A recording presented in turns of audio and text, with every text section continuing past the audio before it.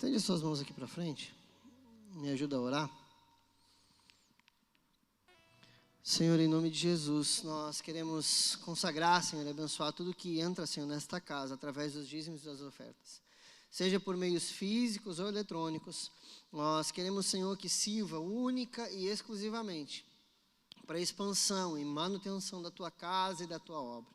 Nos permita, Senhor, em nome de Jesus, administrar com sabedoria e graça, para que haja multiplicação em todo o recurso que o Senhor entrega na nossa mão.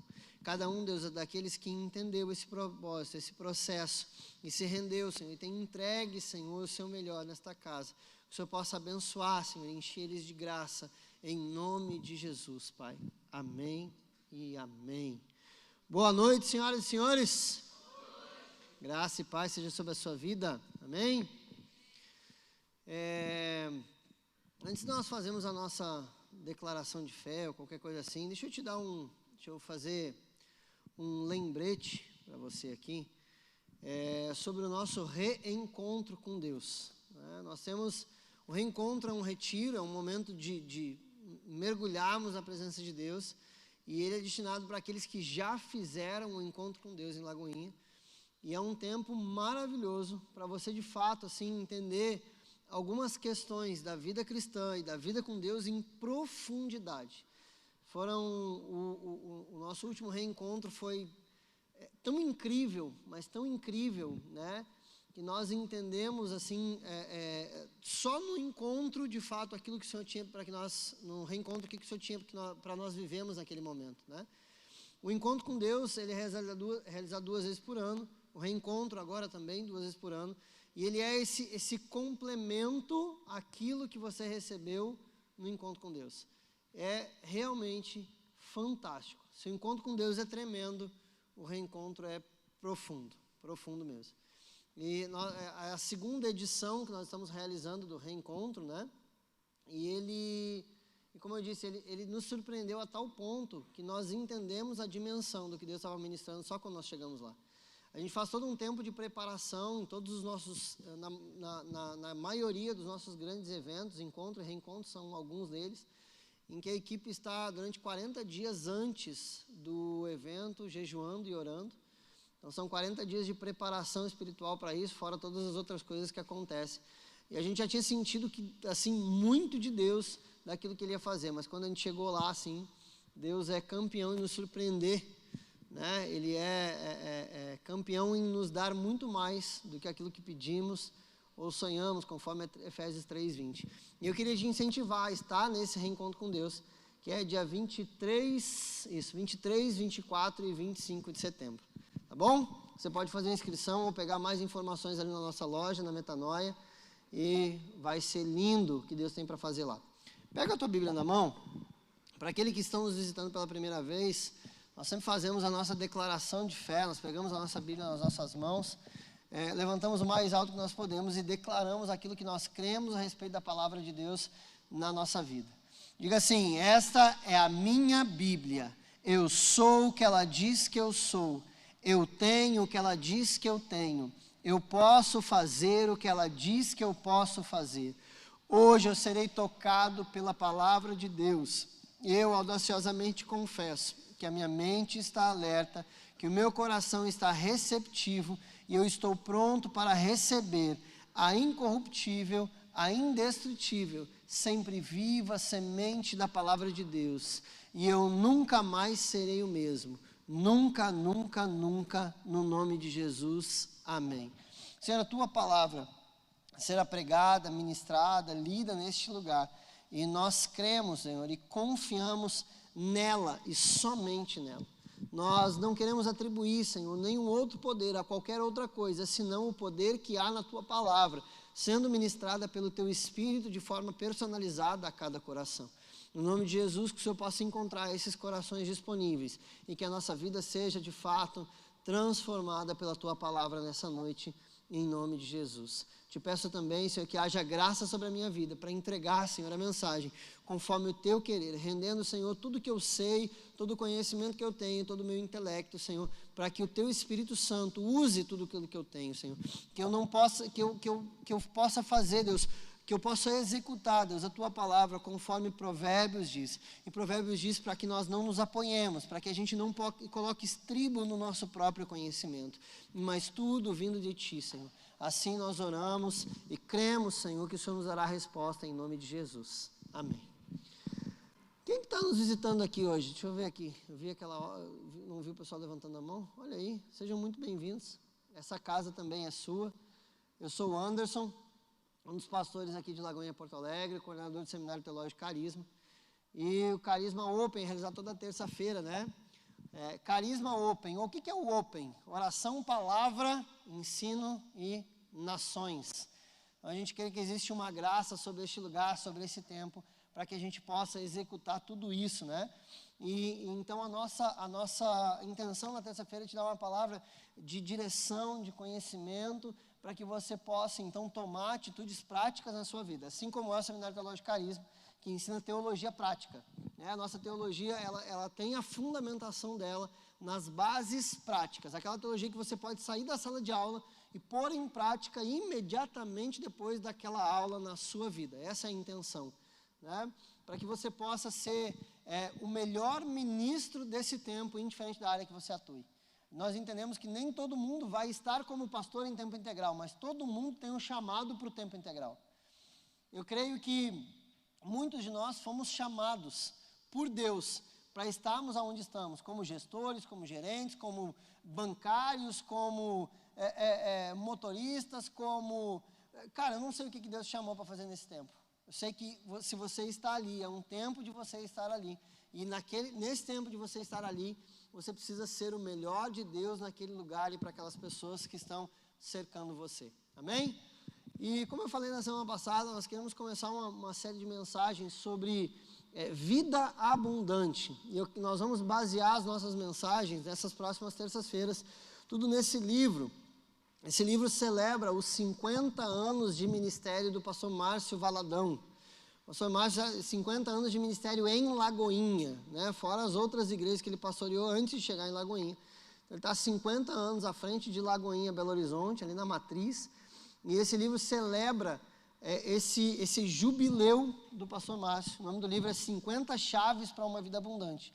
E nós vamos tirar alguns desses contextos desse livro para ministrar o nosso coração e entender que chaves são essas, né? Que chaves são essas? O que a nossa vida, o que vai abrir para a nossa vida essas chaves? Então, esse livro está à venda aqui na Metanoia, inclusive. Se você quiser adquirir esse livro, é só você passar ali na Metanoia. Tem algumas unidades ali. Em nome de Jesus, em breve está chegando mais, porque nós trouxemos uma caixa de Belo Horizonte, já foi quase tudo, né? Acho que sobrou, meia dúzia de livros ali, que foi o que eu deixei na loja agora.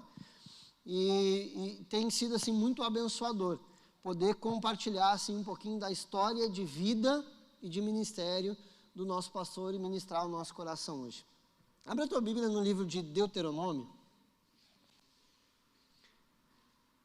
Deuteronômio, um dos primeiros livros da Bíblia, dentro do Pentateuco. Gênesis, Êxodo, Levítico, Números e Deuteronômio. Quinto livro da Bíblia.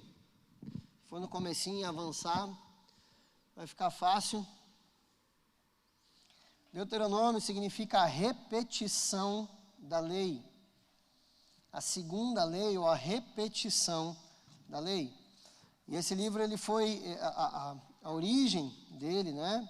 A história, ele é um livro da lei, um livro que conta um pouco da história também do povo de Israel.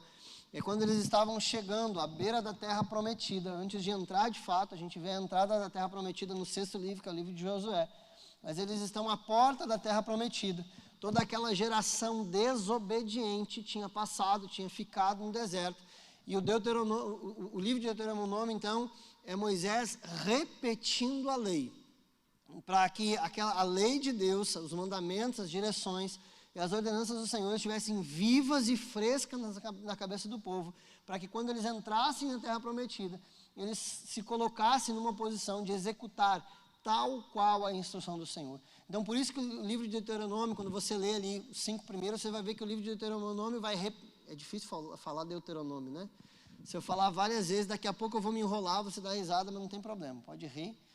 É difícil mesmo falar Deuteronômio assim, rapidinho e várias vezes. Onde é que eu estava?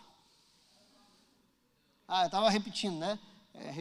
Eles estavam na beira da terra prometida, então Moisés começa a ler, e por isso que, então ele de fato é uma repetição daquilo que você vem lendo em Êxodo, Levítico e Números, né? Ele vai repetir tudo aquilo que já falou nos 3 anteriores, para que tivesse gravado na cabeça e no coração do povo. Livro de Deuteronômio, capítulo 30. Deuteronômio, capítulo 30. Quem estava no culto aqui domingo? Dá um grito aí. Que grito ruim, cara.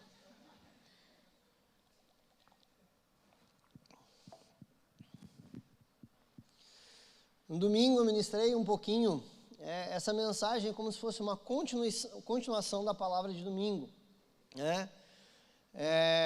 A palavra de domingo falou um pouquinho sobre o eu quero, sobre o poder da nossa vontade diante da direção de Deus, né?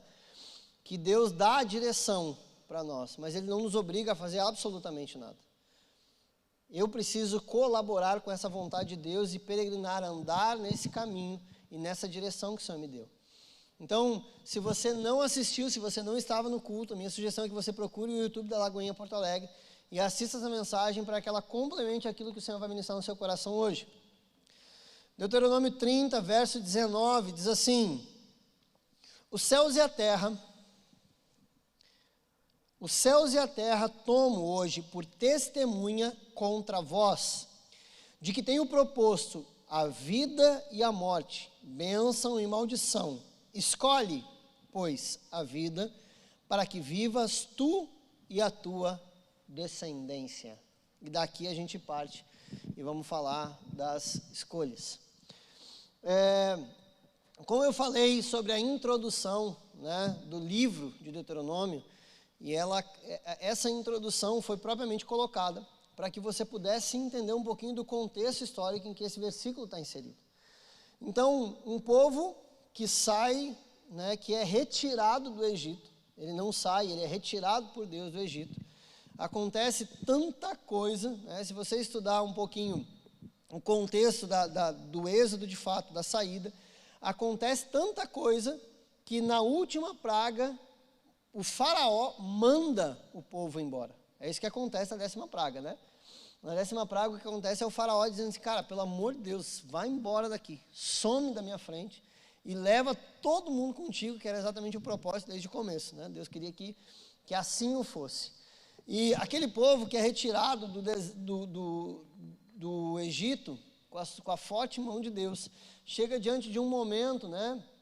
Eles têm aquela primeira peregrinação e a primeira parada crítica desse povo é diante do Mar Vermelho, onde acontece tudo o que acontece. A nossa cabeça tem aquelas cenas cinematográficas do mar se abrindo, aquele negócio todo. E aquilo é uma passagem registrada no nosso coração. Eu amo demais esse contexto, amo demais o contexto da abertura do Mar Vermelho. Tem muita informação maravilhosa e rica ali naqueles capítulos de Êxodo, onde registra essa saída. Mas esse povo que foi abençoado por Deus e que viu o poder de Deus, ele entra e começa a peregrinar no deserto, sendo acompanhado pelo próprio Deus. Dia com uma nuvem, uma coluna, uma nuvem que fazia sombra e proteção para eles, dando alívio do calor. E à noite a coluna se transformava numa coluna de fogo que fornecia, além de iluminação, aquecimento, porque o deserto ele troca de temperatura durante o dia e a noite de forma extremamente drástica. De dia é muito quente, de noite é muito frio, porque a areia não retém o calor. Então Deus estava com eles, Deus abre o mar, acompanha eles, e aquele povo que estava vivenciando o milagre se torna um povo rebelde. E eu acho incrível isso. Esses dias eu estava conversando com uma pessoa e ela dizia para mim que o que faltava na igreja para as pessoas se converterem é milagre. Eu disse assim, cara, não teve um povo que viveu mais milagre do que o povo que estava no deserto e ainda assim era rebelde. O povo estava com a nuvem por cima protegendo, com a coluna de noite, estava comendo literalmente pão que caía do céu, porque esse era o contexto do maná. Eles estavam no café da manhã, eles provavam um milagre. Você consegue entender isso, cara? Meu café da manhã se chama milagre. Eu abro a caixinha, dos sucrilhos, e o nome de sucrilhos, ao invés de ser Kellogg's, é sucrilhos milagre. Esse é o contexto daquele povo. O povo vivia milagre, e mesmo assim, era rebelde com Deus.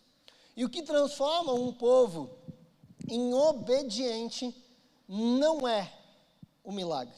E nós vamos falar sobre isso nesse processo de escolhas.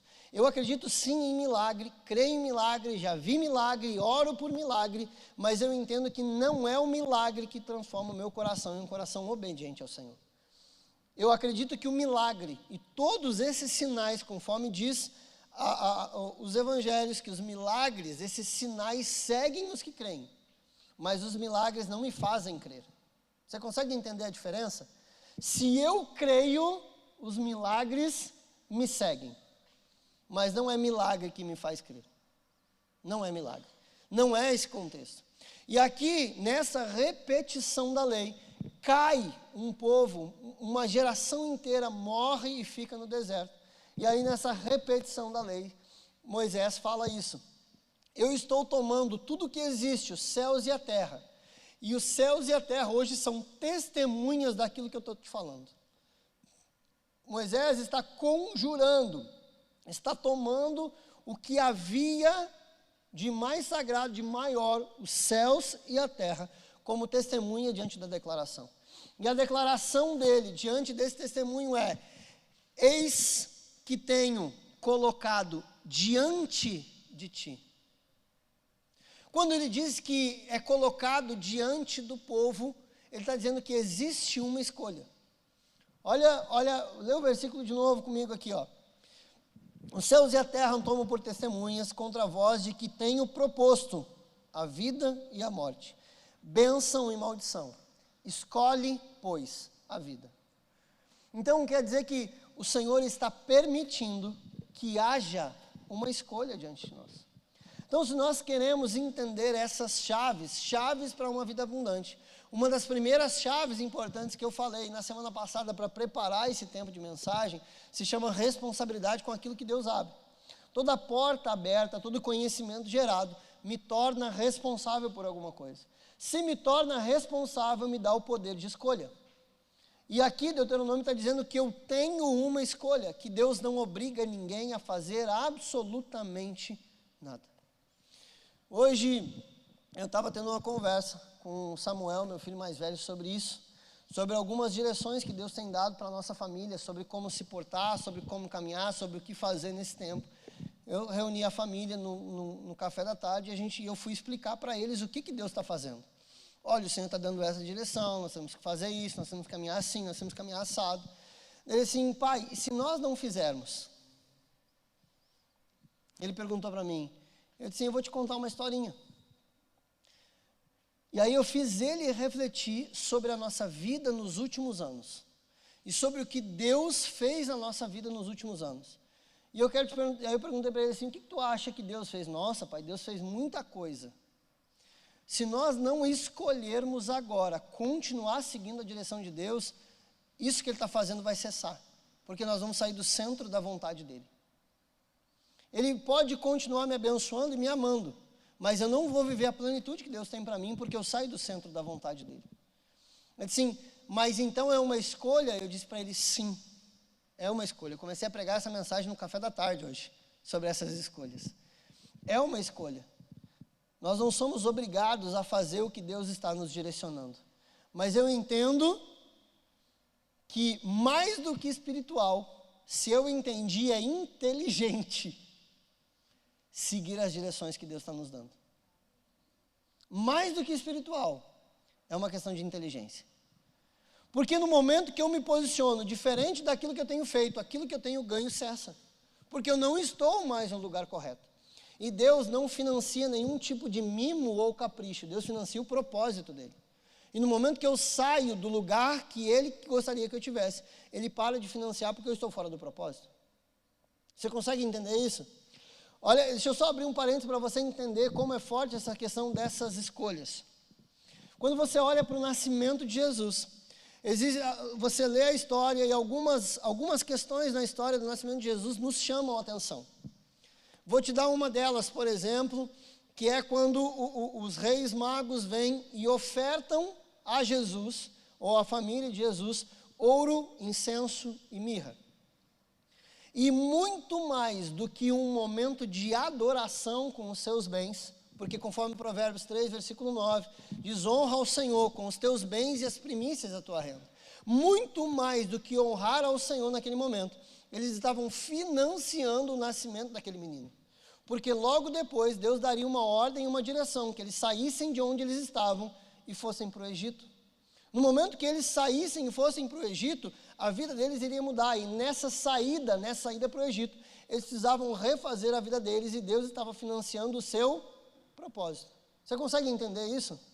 Se eu estou fora do centro da vontade de Deus, aquilo que Deus tem para o propósito não alcança a minha vida porque eu não preciso, porque eu estou fora do propósito. Você está entendendo? Você está comigo aqui, sim ou não? Sim ou não? Então vem comigo aí. Quando Jesus e a sua família recebem ouro, incenso e mirra, pensa no contexto que está por trás. José era um profissional, um carpinteiro profissional. E provavelmente ele estava rodeado de trabalho de seus clientes na terra onde ele estava. Deus está tirando ele do contexto em que ele está vivendo, inclusive do seu trabalho, tirando seus clientes, para esconder o menino Jesus dentro do Egito por causa do mandato de Herodes. Herodes manda matar todos os meninos de X anos para baixo. Acaba com todo mundo. Eu preciso guardar o menino. E aquilo, pensa assim, Deus falando, né? Eu preciso guardar o meu filho desse extermínio que Herodes está fazendo.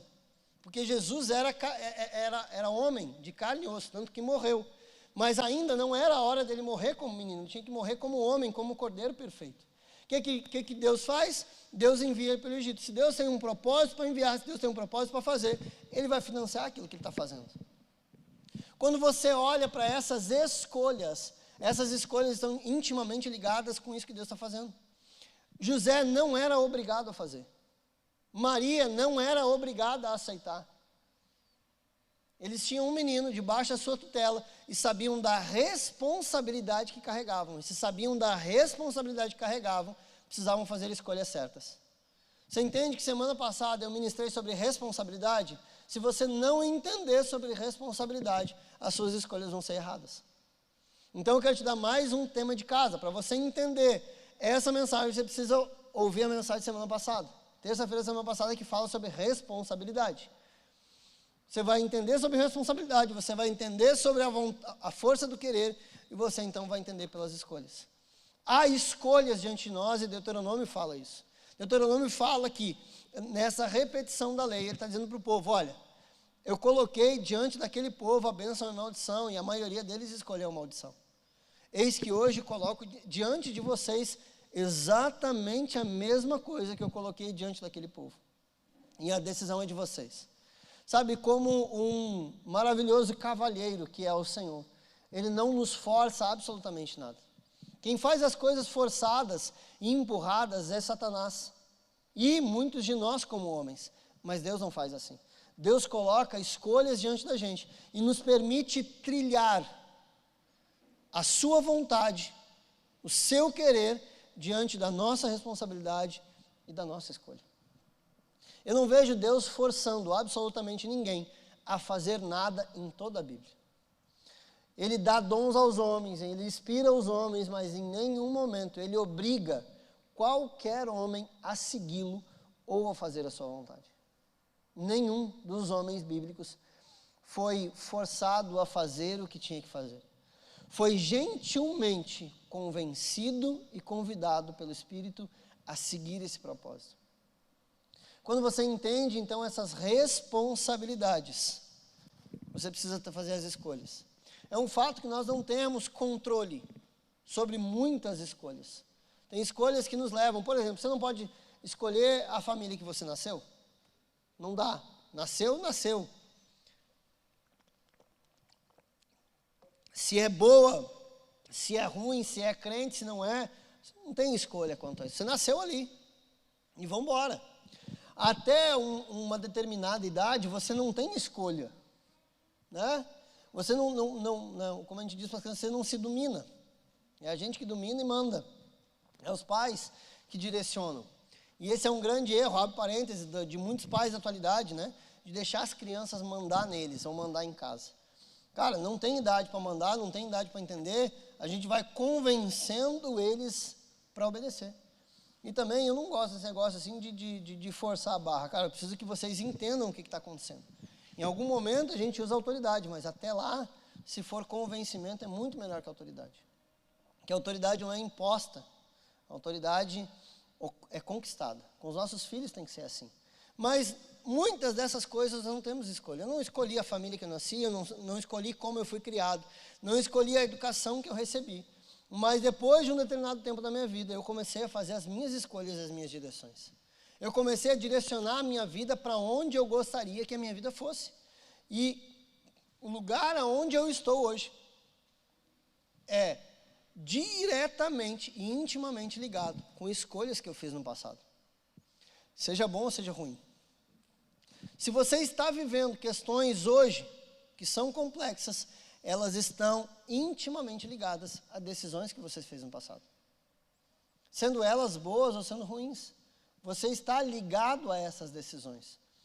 O fato é que você chega num ponto em que você entende que as suas escolhas são erradas e você precisa começar a submeter a sua mente e o seu coração. Guarde essa palavra, o seu coração. A instrução do Espírito Santo. Quando você começa a submeter o seu coração a essas direções, algumas coisas começam a mudar. Porque o Senhor começa a te convencer e direcionar até as escolhas certas. E é sobre isso que você precisa entender como fazer essas escolhas certas. Quais são as chaves que abrem? Como é que eu posso abrir? Como é que eu posso... Tem esse carinha aqui que botaram no card, né? O cara está ali desesperado diante das 3 portas sem saber o que ele faz da vida, né? Tem 3, não, tem mais portas, tem umas portas lá para o fundo que eu não tinha visto, só as 3 aqui. Ó. Tem umas 500 portas e ele não sabe o que fazer. Ele precisa tomar uma decisão. E eu preciso entender que cada decisão que eu tomo me anula completamente para tantas outras. Quando eu escolhi casar, ninguém me forçou a casar, ninguém me obrigou a casar. Ninguém me obrigou a escolher a mulher que eu tenho hoje. Mas no momento que eu escolhi ela para casar, eu automaticamente rejeitei toda e qualquer outra possibilidade existente de ter outra mulher. Então, toda escolha que você toma faz com que você negue todas as outras. Se você tomar uma decisão, essa decisão implica em abrir mão de todas as outras. Quando você decide seguir ao Senhor, você está abrindo mão de todos os outros deuses que existem. De tudo que existe como sagrado fora de Deus. Você está decidindo isso. Você está decidindo. Você está abrindo mão de deuses para servir o Deus dos deuses. Você está abrindo mão de algumas coisas para servir o Senhor dos senhores. Ou o Rei dos reis. Mas existe uma implicação prática. Quando você decidiu congregar em uma igreja, você abriu mão de congregar em toda e qualquer outra igreja. Você pode ter conhecidos, você pode visitar, você pode fazer, mas você não consegue congregar em 2 lugares. Você não consegue viver uma vida de igreja local em 2 lugares. Não existe. Você está vivendo uma, a outra vai sofrer. Se você fizer uma faculdade, escolher uma carreira, você está dizendo não para todas as outras carreiras que existem.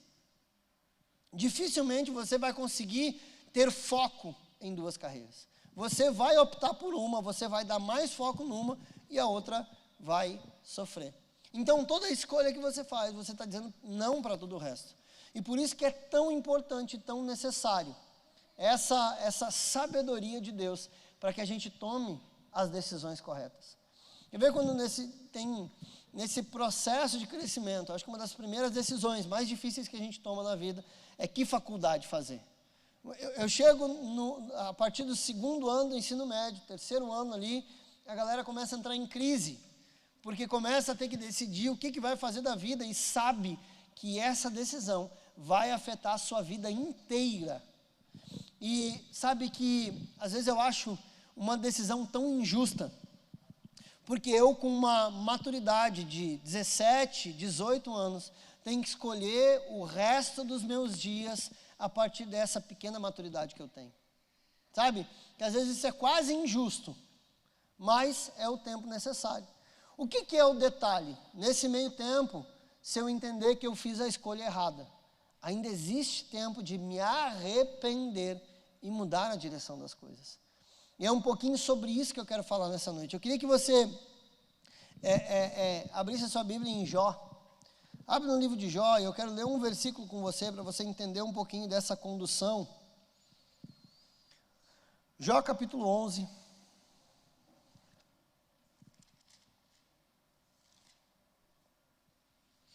Jó capítulo 11. Se você abrir bem no meio, você vai encontrar Salmos, e se você botar um pouquinho de Salmos, você encontra Jó.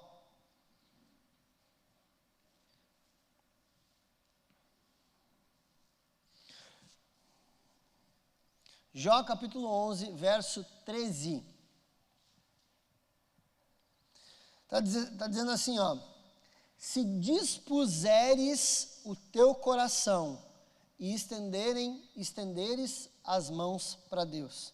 Em outra versão está dizendo assim: se tu prepararas o teu coração e estenda as tuas mãos na direção dele. Eu não sei como que está a tua versão, como é que você está lendo aí, mas eu quero que você entenda essa primeira questão, que existe uma inclinação em dispor o seu coração ao Senhor. Essa disposição é pegar o seu coração e entregar diante de Deus. É dispor. Aquilo que ele está falando aqui é pegar o seu coração e o seu coração dispor. E entendendo o coração como centro das emoções, né? A gente sabe que intelectualmente não é isso, mas para você entender, se você tiver uma Bíblia muito antiga, no lugar de coração talvez esteja entranhas, porque as Bíblias mais antigas falavam do sentimento usando a palavra entranhas, né? Porque trazia aquela referência do frio na barriga, sabe? Sabe quando tem um frio na barriga, que dá aquele sentimento? Então, as Bíblias muito antigas, quando havia a palavra coração para falar sobre sentimento, ela usava a palavra entranhas. Então, se você pegar o centro do seu sentimento, aquilo que você tem de mais profundo, e entregar nas mãos do Senhor, se você estender as suas mãos para Ele, é isso que Ele está querendo dizer aqui nesse versículo. Só que se você continuar, tem algumas coisas que a gente precisa entender. Por que Deus quer o nosso coração? Por que Deus quer o nosso coração? Se nós lemos no livro de Jeremias, que mais enganoso do que qualquer outra coisa é o coração do homem. Se você abrir a sua Bíblia em Jeremias capítulo 17, verso 9. Jeremias 17, verso 9 diz assim: o coração é mais enganoso que qualquer outra coisa, e a sua doença é incurável. Quem é capaz de compreendê-lo? E eu fico pensando assim, por que em um momento o Senhor quer o nosso coração e no outro Ele revela ao profeta que o coração é extremamente enganoso? E é exatamente por ser enganoso que Ele quer o nosso coração. Porque Ele sabe que se nós mantermos o centro e as nossas emoções, se nós mantivermos o mais profundo da nossa vontade diante do nosso domínio, nós faremos a coisa errada. Nós somos moralmente inclinados para o mal. O pecado original nasce conosco, né? Davi fala que em pecado me concebeu minha mãe. A mãe dele não estava adulterando para que ele nascesse em pecado. Não tem nada a ver com isso. Tem a ver com aquele pecado original, porque ele é dessa linhagem de Adão. E a Bíblia diz que por um só homem entrou o pecado do mundo. E esse pecado se estende. Romanos vai dizer que todos nós estamos em pecado e carecemos da glória de Deus. Nós carecemos da glória de Deus. E o que está acontecendo aqui em Jó, e se você comparar com o livro de Jeremias 17:9, Jeremias está dizendo que é enganoso. E se é enganoso, eu preciso entregar aquilo que é enganoso na mão de Deus, porque Deus tem um jeito para dar aquilo que é enganoso. Aquilo que é ruim, aquilo que não presta, aquilo que ninguém quer, aquilo que é sei lá o quê, Pensa, negócio ruim. Se Deus colocar a mão, Deus conserta. Sabe por quê? Porque quando Deus pega, Ele transforma. Deus pega e transforma. Então, quando nós falamos de chaves para uma vida abundante, falamos de escolha, a primeira coisa que nós temos que trabalhar dentro do nosso processo de escolhas é estar com o nosso coração exclusivamente rendido ao Senhor, porque o nosso coração, o nosso sentimento, as nossas vontades, as nossas entranhas, o mais profundo do nosso ser vai ser inclinado para o mal. Só que é incrível que quando Deus coloca a mão em alguma coisa, Deus transforma. O primeiro retiro que eu fui na minha vida, quando eu converti, lá em sei lá quanto, não sei qual era o ano daquilo. Mas o primeiro retiro, assim, eu lembro que eu cheguei na chácara do retiro, aí tinha os alojamentos assim na entrada, e aí lá no fundo tinha um galpão que era cozinha e copa, não sei o quê. Assim, aí tu entrava aqui, à direita estavam os alojamentos, lá estava a copa, aí tu andava mais um pouco, do lado dos alojamentos tinha o lugar onde eram os cultos. E, cara, quando eu cheguei, assim, tinha um cara com a escada, colocando uma faixa, assim, e aquela faixa falava sobre o tema do retiro. E o tema do retiro era: cria em mim, ó Deus, um coração puro. Salmo 51, 10. Cara, e foi a primeira vez que eu entrei no retiro, e foi a primeira vez que o Senhor ministrou o meu coração em relação a isso. E esse salmo vem comigo, esse versículo vem comigo desde esse tempo, há muitos anos atrás. E é uma coisa que seguidamente nós precisamos fazer. Nós precisamos ser sinceros em oração e render o nosso coração a uma análise do Senhor. Porque a gente sempre vai ter desculpa para tudo que a gente faz errado. Sempre vai ter. Sempre vai ter. Para pensar nas coisas que você fez errado, aí você tem uma desculpa para isso. Tenho certeza. Eu tenho, pelo menos para as minhas, né? Para as besteiras que eu faço, eu tenho as minhas desculpas. Ah, por que tu fez isso? Ah, fiz isso por causa disso. Se você pegar o pessoal que está preso hoje, eles vão ter uma desculpa para saber por que eles fizeram aquilo. Se tem alguém fazendo alguma coisa errada, mas você não conhece a minha vida. Não sabe como é que eu sou. Não sabe como é que eu fui criado. Você não sabe as escolhas que eu tive que fazer na vida. Você não sabe como a minha família passa fome. Cara, sempre tem uma desculpa. Nós sempre temos uma resposta para tudo que a gente faz errado. A gente sempre tem. Eu estou errado? Olha para o seu coração e pergunta para você mesmo. A gente tem. O cara que traiu a esposa que traiu o marido, tem um porquê. Porque ela não me dá atenção, porque ela não é carinhosa, por causa disso, por causa daquilo. Por causa daquele outro. Sempre tem uma resposta.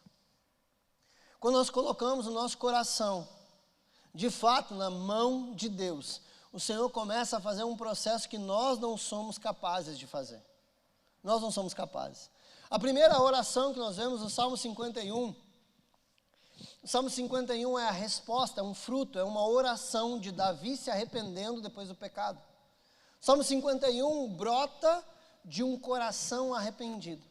Depois que Davi é confrontado pelo profeta Natã, por causa do seu pecado, por causa do seu adultério, ele entende o erro e brota dos seus lábios em louvor e oração, o Salmo 51. E o Salmo 51, verso 10 fala então: cria em mim, ó Deus, um coração puro e renova dentro de mim um espírito inabalável. Ele está dizendo: Senhor, aquilo que tem em mim não presta, faz algo com as tuas mãos. Faz algo que só o Senhor pode fazer. Faz algo no meu coração e na minha vida que eu não sou capaz e ninguém que está perto de mim é capaz. Tanto que várias outras vezes eu já falei sobre isso aqui. O verbo usado no Salmo 51, verso 10, é o mesmo verbo usado em Gênesis 1, que é da criação, de trazer à existência algo que não existe. Gênesis 1 fala, né? Criou Deus os céus e a terra. Esse criou é um objeto de Deus, é trazer à existência a partir do nada. É o que Davi está pedindo no Salmo 51. Senhor, não existe um coração disposto se o Senhor não trouxer à existência. Eu não posso ter um coração abençoador se o Senhor não trouxer à existência. Senhor, eu não posso ter um bom coração para fazer as escolhas certas se o Senhor não trouxer à existência esse coração em mim. Eu não consigo. Eu não consigo. Eu não posso. É o momento onde nós declaramos a nossa dependência de Deus. Nos rendemos ao Senhor, declaramos a nossa dependência, e essa dependência começa a gerar sabedoria para que nós tenhamos escolhas certas. Senhor, cada escolha da minha vida, Senhor, que eu fiz, cada escolha errada que eu fiz na minha vida, Senhor, eu quero render a Ti nessa noite, porque eu preciso de sabedoria para começar a fazer as escolhas certas. Olha, se você seguir nesse processo, nesse entendimento, você vai para o livro de Ezequiel, capítulo 36, verso 26. Abre comigo aí.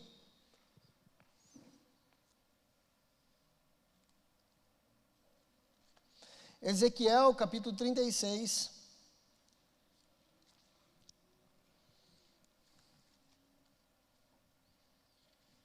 Verso 26.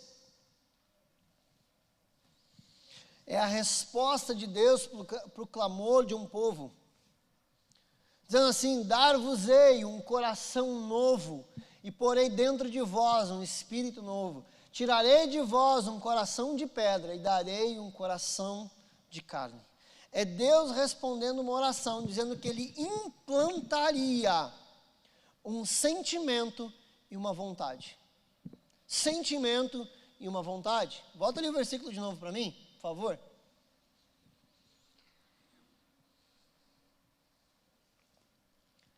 Um coração novo e um espírito novo.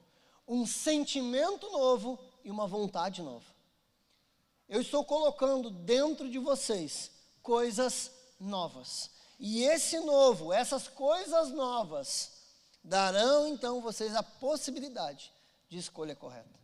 A primeira coisa que você precisa fazer nesse processo de entendimento sobre escolhas, que são chaves de uma vida abundante, é entender que você precisa submeter o seu coração à constante renovação do Espírito Santo, para que Ele lhe dê então direções, para que Ele dê clareza, para que Ele lhe mostre quais são as escolhas corretas.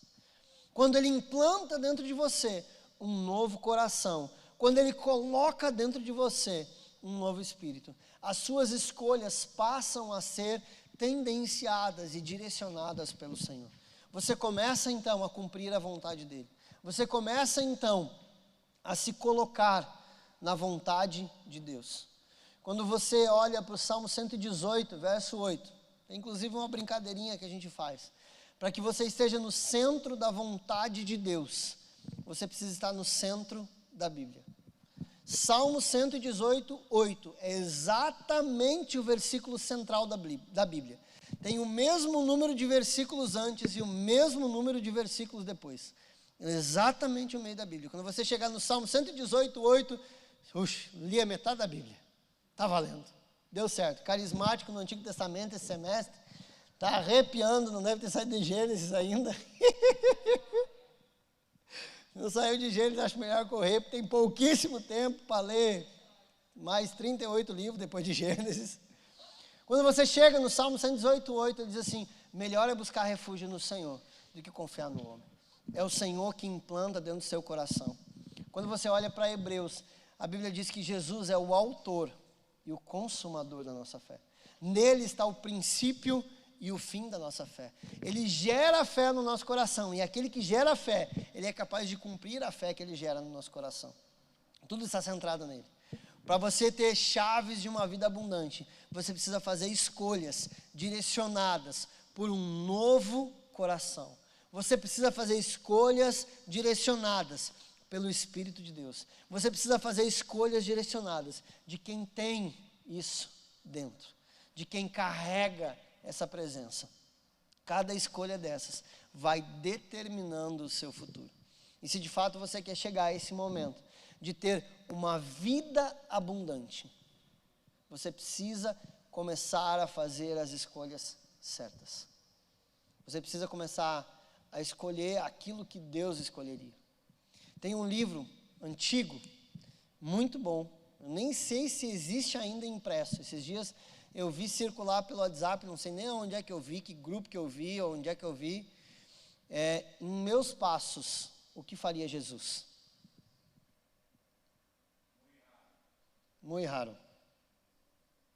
Eu não sei se existe impresso, acredito que não existe mais, que é uma versão, mas internet vocês vão achar tudo, né? Acha até o que não presta, imagina livro bom. Então, vão achar. Em meus passos, o que faria Jesus? E cada uma dessas escolhas, se você começar a fazer essa reflexão de forma sincera em oração, as suas escolhas vão começar a ser diferentes. Cada decisão que eu tenho que tomar, começa a convidar o Espírito de Deus. Começa a convidar o Espírito do Senhor para fazer essas decisões no seu lugar. Bom, peraí, se Jesus tivesse que escolher, o que ele faria? Se Jesus estivesse no meu lugar agora tomando uma decisão, que decisão ele tomaria? Se de fato o Senhor estivesse decidindo pela minha vida, ele decidiria isso que eu estou decidindo? Isso é uma reflexão fantástica que faz a gente fazer menos burrada nas nossas escolhas. Faz a gente fazer menos besteira quando a gente escolhe uma decisão. Eis que exponho diante de vocês bênção e maldição. Escolham vida e morte. Escolham, pois, a vida. Escolham a vida. É o que Jesus escolheria. Ele escolheu a morte dele para que nós tivéssemos vida. Na morte dele nós temos vida. A morte dele gera vida. Se for para você morrer, para gerar vida, que seja, mas escolha a coisa certa. Escolha o que Jesus escolheria. Parem para pensar o que Jesus faria no meu lugar. O que ele falaria no meu lugar? Como ele responderia no meu lugar? Como? Como ele faria? Essas escolhas vão começar a influenciar o resto da sua vida. Cada uma dessas escolhas. Jesus quer o seu coração, porque ele é corrupto, porque ele é enganoso. Por isso que ele quer. Ele quer implantar dentro de nós um novo coração, para que hajam novas decisões. Entrega. Cara, se está dizendo que é corrupto, enganoso, é uma porcaria, então entrega. O que está retendo? Entrega de uma vez. Não vai prestar para nada. Entrega logo. Essa intenção, essa ideia de entregar o centro das nossas emoções, as nossas mais profundas reflexões, entregues diante de Deus. E sendo colocadas em sincero pensamento. Senhor, o que o Senhor quer para mim? O que o Senhor faria? Como que o Senhor tomaria essa atitude? Como que o Senhor resolveria esse problema? O que o Senhor falaria? Eu gosto dessas palavras que não vem para dar glória a Deus. Fica todo mundo com aquela cara assim, né? De quem está ruminando, de quem não sabe o que fazer com o que está ouvindo. Isso é interessante. Você precisa de uma palavra de ânimo e de fé. Mas você precisa também de uma palavra de reflexão. Para fazer você sair daqui que seja angustiado com aquilo que você tem para decidir. Que seja angustiado. Deixa eu orar com você nessa noite. Cadê o povo? Sobe aí. Vamos ministrar uma música. Eu queria que você fechasse os seus olhos por um instante. Você pensasse nessas escolhas. Que você submetesse o seu coração à direção do Espírito de Deus. Quais são as decisões que você tem que tomar? E qual seria a decisão que Deus tomaria no seu lugar? Você pode não conhecer Jesus de fato como um homem religioso. Você pode não ter profundo conhecimento bíblico, mas eu tenho certeza que você já ouviu falar de Jesus. E só por você ter ouvido falar, você sabe que ele é um padrão de referência moral. Só a partir disso, nesse padrão de referência moral, já é suficiente para você tomar decisões, pensando no que Jesus pensaria.